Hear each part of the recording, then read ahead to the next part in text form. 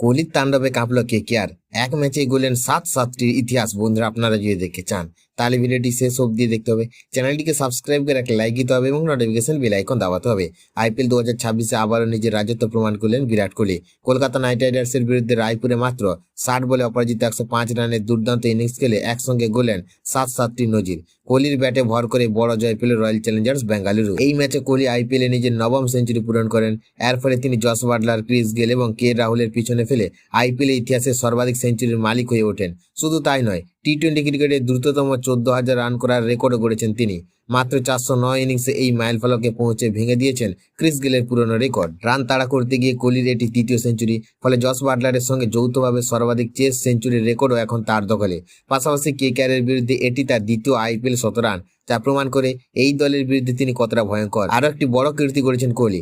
আইপিএলে ভারতীয় ক্রিকেটারদের মধ্যে সর্বাধিক প্লেয়ার অব দ্য ম্যাচ পুরস্কারের রেকর্ড এখন তার এবং রোহিত শর্মার যৌথ দখলে। দুজনে এই পুরস্কার জিতেছে 21 বার করে। বয়স বাড়লেও কোহলির আগ্রাসন, ফিটনেস এবং রানের খিদা এখনও একই রকম। তাই 2026 সালের আইপিএলে আবারও মনে করিয়ে দিল ক্রিকেটের আসল কিং এখন বিরাট কোহলি।